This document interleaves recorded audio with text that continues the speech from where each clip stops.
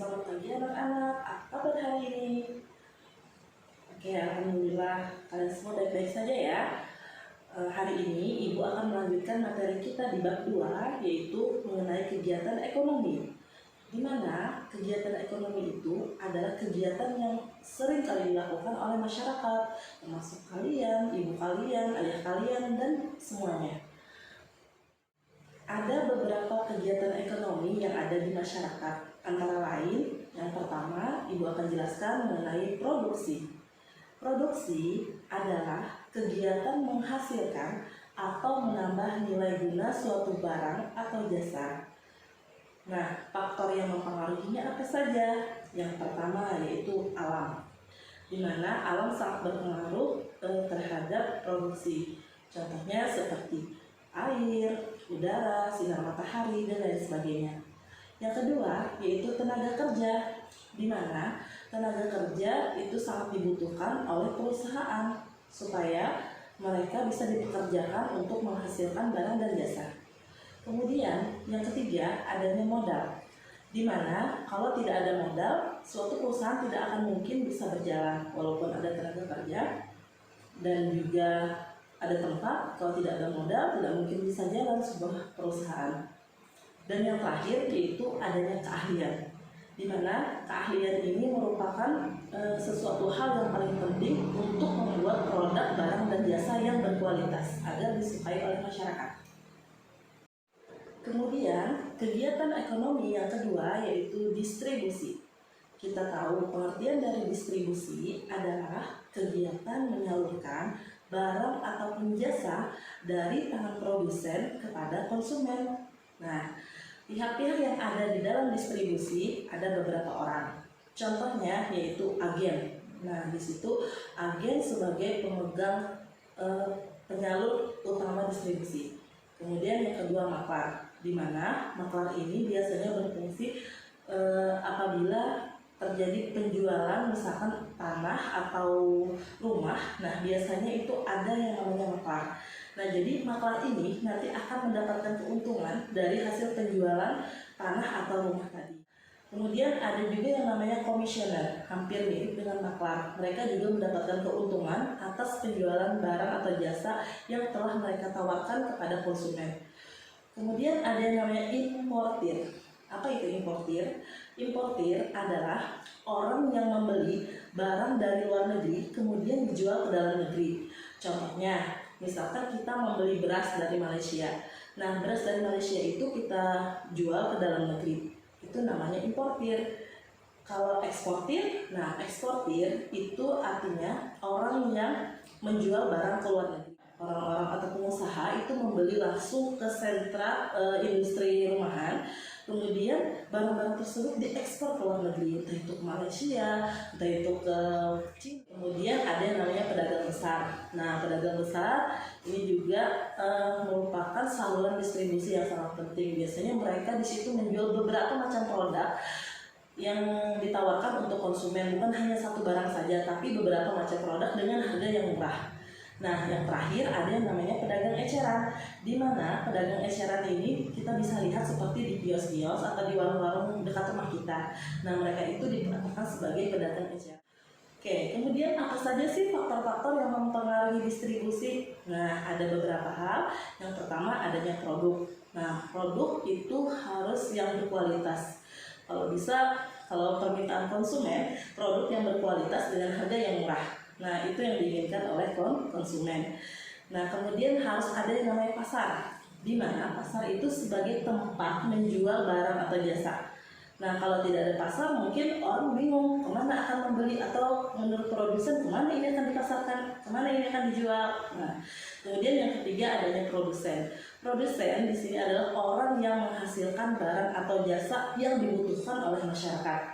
Nah, dan yang terakhir adanya perantara. Nah, perantara ini itu tadi seseorang yang menjadi saluran distribusi, nah atau distributornya, yang menghubungkan antara si penjual dengan si pembeli.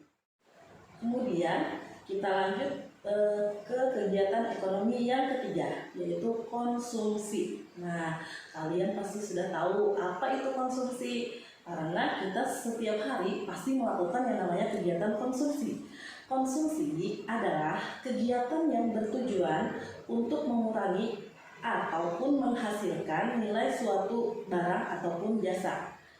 Nah, jadi di sini konsumsi itu ada konsumsi yang bersifat langsung ataupun yang tidak langsung. Nah, kalau misalkan barang yang bersifat langsung, nah itu biasanya seperti makanan, minuman, obat-obatan, itu adalah barang-barang yang harus kita gunakan secepatnya. Nah, kalau misalkan seperti nasi atau ikan, nah kalau kita tidak makan kan seharian, nah itu nanti bisa basi. Otomatis barang konsumsi makanan, minuman, dan obat-obatan itu merupakan barang yang harus langsung kita konsumsi. Nah, terus barang yang kedua yaitu barang yang tidak langsung habis dipakai atau berangsur-angsur. Contohnya, nah misalkan kita menggunakan sepatu, terus apalagi terus menggunakan pakaian, terus menggunakan jaket dan lain sebagainya atau sepeda. Nah itu nggak mungkin kan, misalkan kalau kita pakai terus langsung kita buang, nah tidak mungkin. Pasti barang tersebut akan kita simpan, kita cuci atau kita jaga sebaik-baiknya untuk digunakan lagi. Nah, di sini ada beberapa faktor yang akan mempengaruhi konsumsi. Antara lain ada dua faktor. Yang pertama itu adalah faktor ekonomi, di mana faktor ekonomi ini ada beberapa hal yang mempengaruhinya. Yang pertama yaitu tingkat pendapatan.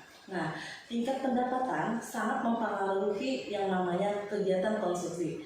Contohnya seperti ini, semakin tinggi pendapatan seseorang, maka akan semakin tinggi pula pengeluarannya. Nah, kalau misalkan semakin sedikit pendapatan, maka akan semakin sedikit pula pengeluarannya. Misalkan seperti ini, kalian misalkan di awal bekerja mendapatkan uang 1 juta, otomatis dengan uang 1 juta itu kamu akan berhemat sehemat mungkin. Supaya apa? Supaya uang 1 juta itu dapat digunakan selama 1. Nah, misalkan kalau kita sudah berpindah pekerjaan, lalu kita bekerja di sebuah perusahaan dengan gaji 10 juta, otomatis sama tidak antara pengeluaran yang kamu dapat, kamu gaji 1 juta dengan 10 juta? Nah, pasti tidak kan? Pasti akan berbeda. Kalau kita memiliki gaji 10 juta, nah mungkin kamu nggak mungkin mau makan seadanya, pasti pengennya makan di restoran atau makan di luar atau coba ini, coba itu. Nah, kemudian juga, kita mau kredit motor karena gaji kita kan sudah cukup nih. Nah, pasti seperti itu. Pasti pola pengeluarannya juga akan berubah. Itu. Nah, jadi tingkat pendapatan sangat mempengaruhi yang namanya konsumsi. Kemudian ada lagi yang namanya tingkat harga barang dan jasa. Nah, tingkat harga barang dan jasa juga sangat mempengaruhi. Nah, contohnya apabila harga suatu barang naik, maka permintaan akan barang tersebut akan turun. Nah, sebaliknya apabila harga barang tersebut turun, maka permintaan akan barang tersebut naik. Nah, misalkan contohnya aja, seperti iPhone. Nah, iPhone itu mahal ya. Nah, kita tahu. Nah, dengan harga iPhone yang mahal itu, otomatis orang-orang tertentu saja yang bisa membelinya. Nah, kalau orang-orang biasa yang mungkin mikir, lebih baik buat makan kan, daripada membeli iPhone semahal itu. Nah, nanti suatu saat si iPhone tersebut mungkin saja, nah harganya itu akan turun. Nah, setelah harganya turun, pasti nanti banyak orang-orang yang ingin. Nah, untuk yang terakhir ada yang namanya ketersediaan barang dan jasa. Ketersediaan barang dan jasa itu juga sangat mempengaruhi tingkat konsumsi. Kalau dulu kita pernah yang namanya kesulitan atau langka minyak goreng. Nah, bahkan sampai di Indomaret, sampai di warung-warung, di pasar, dan di mana saja itu sulit kita mencari yang namanya minyak. Soalnya kita punya uang, tapi barangnya tidak ada. Nah, makanya ketersediaan barang dan jasa itu sangat diperlukan. Kalau misalkan kita punya uang, terus barangnya ada, stoknya banyak, otomatis orang kan dengan gampang untuk membeli. Oke, itu tadi untuk faktor ekonominya. Kemudian ada yang dinamakan faktor non-ekonomi. Kalau faktor non-ekonomi itu ada beberapa. Yang pertama itu ada yang pertama jumlah tanggungan. Jumlah tanggungan juga sangat berpengaruh terhadap konsumsi. Di mana jumlah tanggungan itu misalkan kalian misalkan setelah lulus sekolah memutuskan untuk menikah, otomatis kan karena kalian cuma berdua, mungkin uang 2 juta rupiah itu cukup. Nah, untuk hidup berdua ya. Nah, tapi setelah setahun kemudian atau 1-2 tahun kemudian kalian memiliki anak, kira-kira dengan uang 2 juta tadi cukup tidak? Nah, tidak mungkin kan? Nah, pasti yang namanya jumlah tanggungan sangat mempengaruhi. Karena kalian sudah punya anak satu, otomatis uang 2 juta tadi tidak cukup. Mau tidak mau kamu harus mencari penghasilan baru. Kemudian ada yang namanya tingkat pendidikan. Tingkat pendidikan sangat mempengaruhi konsumsi. Contohnya itu misalkan seseorang setelah lulus SMA atau kalian lulus SMA memutuskan untuk kuliah. Nah, khususnya kuliah di bidang kedokteran misalkan. Nah, kita tahu kalau misalkan di bidang kedokteran itu tidak mungkin kita harus memiliki uang yang sedikit ya. Otomatis kita akan memiliki uang yang banyak sudah dipersiapkan kan. Nah, karena kita perlu bayar ini, bayar itu, beli buku, beli alat dan lain sebagainya. Nah, jadi berbeda dengan orang yang tidak sekolah. Orang tidak sekolah itu tidak memerlukan yang namanya uang untuk membeli buku. Untuk apa dia buku ya kan? Nah, jadi yang dia perlukan, yang jelas kalau dia bekerja dapat uang cukup untuk makan, untuk beli kebutuhan pokok sudah. Nah, jadi orang yang berpendidikan dengan yang tidak berpendidikan itu pasti pola pengeluaran atau konsumsinya jauh sangat berbeda. Nah, kemudian ada lagi yang namanya tempat tinggal. Tempat tinggal juga sangat mempengaruhi konsumsi. Contohnya, orang yang tinggal di daerah yang dingin dengan orang yang di iklim tropis itu pasti berbeda, khususnya dari segi pakaian. Kalau orang-orang di daerah yang dingin itu mereka biasanya harus membeli beberapa pakaian yang tebal ya kan. Nah, tapi kalau orang yang berada di iklim tropis, mereka cukup menggunakan pakaian yang tipis, bahkan ada yang tidak pakai baju ya kan. Nah, itu. Nah, otomatis orang yang tinggal di daerah tempat yang dingin itu akan jauh lebih banyak mengeluarkan uang untuk membeli pakaian atau baju yang tebal seperti itu. Nah, terus yang terakhir ada yang namanya lingkungan sosial, budaya, agama, dan adat istiadat. Nah, di mana untuk lingkungan sosial, budaya, agama, dan adat istiadat ini contohnya seperti ini. Misalkan kalian orang Jawa. Orang Jawa itu cenderung senang dengan makanan yang pedas ya. Nah, sama dengan orang Minang. Orang Minang itu juga sama. Nah, mereka memiliki ciri khas kalau masakan itu khusus yang pedas. Nah, kalau tidak pedas tidak enak gitu ya. Nah, beda dengan orang yang bersuku Banjar. Kalau orang suku Banjar itu lebih kepada lidahnya itu manis. Nah, jadi perbedaan dalam hal itu antara orang Minang dan orang Jawa serta orang Banjar itu jauh berbeda ya. Jadi yang pedas dan yang Oke. Terus selanjutnya yang keempat ada yang namanya pelaku ekonomi. Nah, pelaku ekonomi di sini ada 4. Yang pertama ada yang namanya rumah tangga keluarga atau RTK, yang kedua rumah tangga produksi atau RTP, yang ketiga pemerintah, yang keempat masyarakat luar negeri. Kalau di rumah tangga RTK itu biasanya mereka selain dari membeli hasil dari perusahaan atau membeli produk barang dan jasa, mereka juga menyediakan yang namanya faktor-faktor produksi yang dibutuhkan oleh perusahaan. Contohnya apa? Nah, biasanya kalau RTK itu memiliki tenaga kerja, memiliki modal, terus apalagi memiliki lahan. Nah, lahan yang disewakan untuk perusahaan. Nah, nanti dapat timbal balik dari perusahaan berupa Kemudian yang kedua, ada yang namanya rumah tangga produksi atau RTP, di mana RTP ini artinya rumah tangga perusahaan yang menghasilkan barang atau jasa yang akan dijual kepada RTK. Nah, kemudian nanti di situ si perusahaan juga wajib untuk membayarkan yang namanya pajak. Nah, pajak kepada pemerintah. Kemudian ada yang ketiga yaitu pemerintah. Nah, di sini pemerintah itu sebagai pelaku ekonomi, kegunaannya adalah mereka itu sebagai alat penyeimbang. Nah, khususnya dalam hal pengaturan harga-harga barang. Nah, kemudian si pemerintah juga mendapatkan pajak ya, pajak dari si perusahaan. Nah, jadi pajak dari perusahaan itu nanti akan digunakan pemerintah untuk apa? Nah, untuk membayar gaji para PNS, TNI, Polri. Nah, itu biasanya digunakan seperti itu.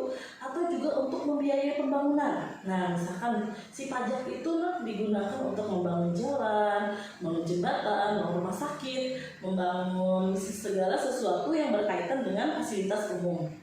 Nah, kemudian yang terakhir ada namanya masyarakat luar negeri. Masyarakat luar negeri di sini kaitannya antara dengan ekspor dan impor. Nah, jadi ekspor dan impor ini kaitannya dengan masyarakat luar negeri sangat penting. Ada 3 sektor dalam rumah tangga ekonomi, antara lain yaitu yang pertama ada 2 sektor, terdiri dari rumah tangga konsumsi dan rumah tangga produksi. Kemudian yang kedua yaitu 3 sektor, yaitu rumah tangga konsumsi, rumah tangga produksi, dan pemerintah. Terus yang ketiga ada 4 sektor. 4 sektor di sini ada rumah tangga konsumsi, rumah tangga produksi, pemerintah, dan masyarakat luar negeri. Nah, itu tadi beberapa sektor dalam rumah tangga ekonomi. Itu saja penjelasan dari Ibu. Semoga ada manfaatnya. Terima kasih. Wassalamualaikum warahmatullahi wabarakatuh.